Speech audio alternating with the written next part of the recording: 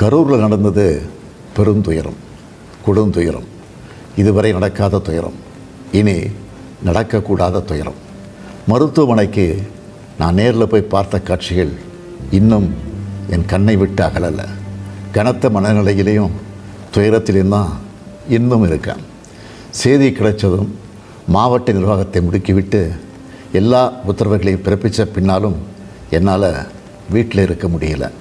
உடனே அன்றைக்கி நைட்டே கரூருக்கு போனேன். குழந்தைகள், பெண்கள்னு 41 உயிர்களை நாம் இழந்திருக்கிறோம். இறந்து போனவங்க குடும்பத்துக்கு தலா 10 லட்சம் ரூபாய் அறிவித்து அதை உடனடியாக வழங்கிட்டு இருக்கோம்.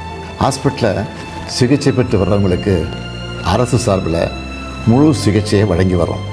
நடந்த சம்பவங்களுக்கான முழுமையான உண்மையான காரணத்தை ஆராய முன்னாள் நீதியரசர் அருணா ஜெகதீசன் அவர்கள் தலைமையில் ஒரு நபர் விசாரணை ஆணையம் அமைக்கப்பட்டிருக்கு. ஆணையத்தோட அறிக்கை அடிப்படையில் அரசோட அடுத்த கட்ட நடவடிக்கையில் இருக்கும்னு உறுதியளிக்கிறேன். இதற்கிடையே சோஷியல் மீடியாவில் சிலர் பரப்புற வதந்திகளையும் பொய் செய்திகளையும் பார்த்துட்டு தான் இருக்கேன். எந்த ஒரு அரசியல் கட்சி தலைவரும் தன்னோட தொண்டர்களும் அப்பாவி பொதுமக்களும் இறக்கிறத எப்பொழுதும் விரும்ப மாட்டாங்க. இந்த சம்பவத்தில் உயிரிழந்தவங்க எந்த கட்சி சார்ந்தவர்களாக இருந்தாலும் என்னை பொறுத்த வரைக்கும் அவங்க நம்மளோட தமிழ் உறவுகள். எனவே சோகமும் துயரமும் சூழ்ந்திருக்கக்கூடிய இந்த நிலையில் பொறுப்பற்ற முறையில் விஷமத்தனமான செய்திகளை தவிர்க்கணும்னு கேட்டுக்கிறேன்.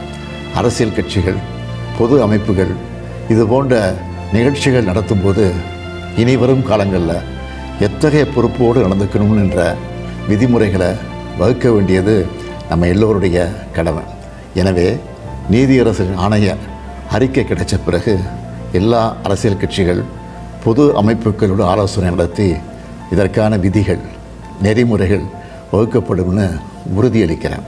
அத்தகைய நெறிமுறைகளுக்கு எல்லாரும் ஒத்துழைப்பு தருவாங்கன்னு நம்புகிறேன். மனித உயிர்களே எல்லாத்துக்கும் மேலானது. மானுடப்பற்றே அனைவருக்கும் வேண்டியது.